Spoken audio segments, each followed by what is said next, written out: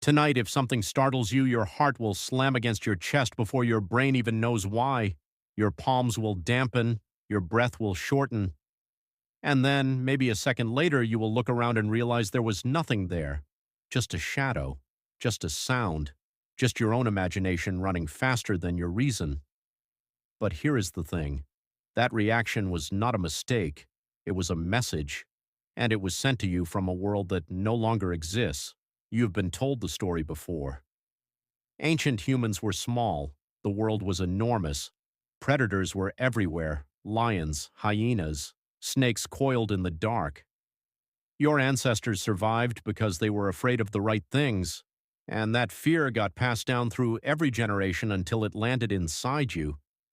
It is a clean, satisfying story, and it is almost entirely wrong. Fear of predators was real. It was present. But predators were not what kept your ancestors up at night. Predators were a problem at the edges of life. What occupied the center of your ancestors' terror was something far closer, something that walked upright, something that knew their name. The thing ancient humans feared most was other humans. This is not a poetic claim. It is measurable, it is documented, and once you understand it, the way you move through the world will never look quite the same again. Lawrence Keeley, an archaeologist at the University of Illinois, spent decades studying the skeletal remains and settlement patterns of prehistoric communities. His landmark work, published in the mid-1990s, upended the romanticized image of peaceful early societies. What he found was systematic: skulls with healed fractures from blunt force trauma, mass graves, fortified villages, settlements built on defensible high ground, not because the view was pleasant, but because you could see who was coming. The evidence was not rare, it was everywhere, and it predated agriculture, predated civilization, predated almost everything we associate with organized conflict. This was not war in the modern sense. It was something older and more personal. It was the raid, the ambush, the sudden destruction of a small group by another small group. Anthropologist Stephen LeBlanc, writing in the early 2000s, estimated that in many prehistoric populations, somewhere between 10 and 60% of adult males died violently at the hands of other humans. Not predators, not disease, other people. Think about that number. Think about what it would do to a mind that lived inside that reality every single day. Your ancestors did not fear a lion the way they feared a rival group. A lion could be avoided.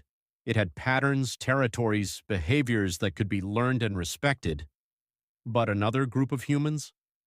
They were unpredictable. They had strategy. They had memory. They could plan an attack weeks in advance. They knew how to deceive. They could send a scout ahead who looked friendly, who spoke the right words, who smiled at exactly the right moment. And then, in the dark, the others would come. This is why your brain does not trust strangers by default. It never has.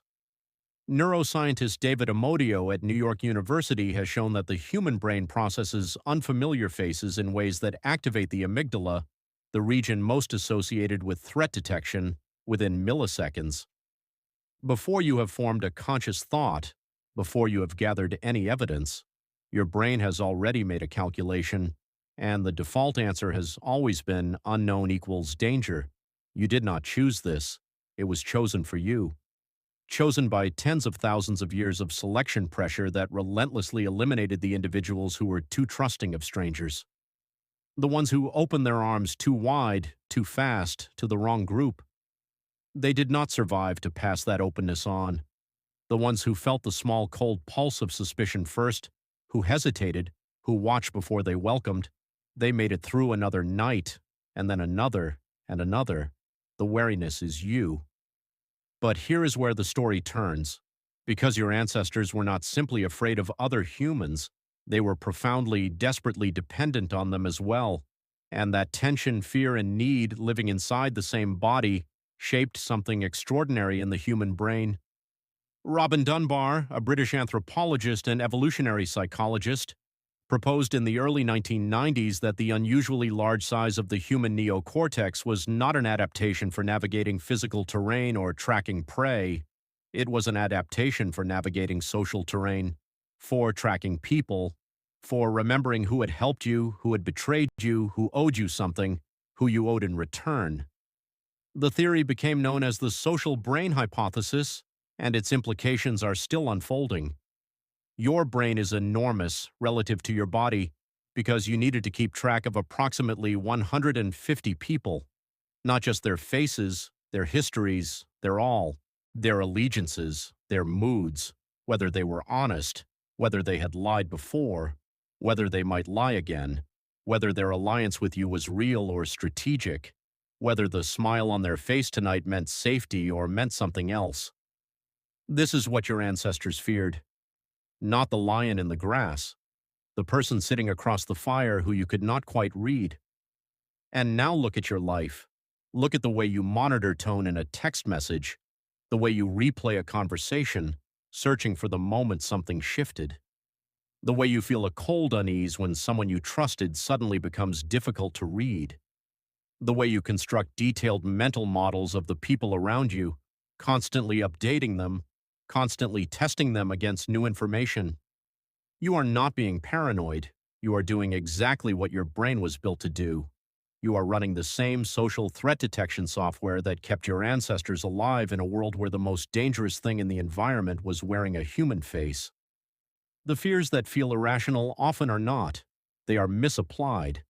They are ancient tools operating in a world they were not designed for. You do not live in a band of 150 people anymore. You live in a city of millions or in a digital network of billions where the social terrain is so vast and so abstract that your brain, magnificent and overpowered as it is, simply cannot keep up. And so it defaults to what it knows. It watches, it suspects, it assigns motives, it keeps records, it waits for betrayal. Not because something is wrong with you, but because something is very, very old. There is one more layer to this. One more twist that makes the whole picture stranger and more beautiful at the same time. The same people your ancestors feared, the rival group, the potential raiders, they were also potential allies. Because in the deep history of our species, the calculus was never simple. Groups merged, conflicts ended in trade, marriages crossed enemy lines. Individuals who had reason to kill each other instead chose to cooperate, and in doing so built something larger than either group could have built alone. The anthropological record shows this again and again, aggression and alliance running alongside each other, sometimes in the same breath. This is why you are capable of extraordinary kindness towards strangers, even as your brain fires quiet warnings about them. Both impulses are genuine, both are ancient.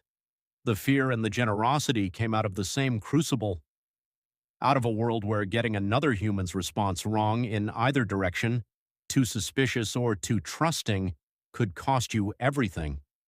You carry all of it, the wariness and the warmth, the ancient calculation that never quite turns off, and the equally ancient capacity to look a stranger in the face, decide to trust them anyway, and be right.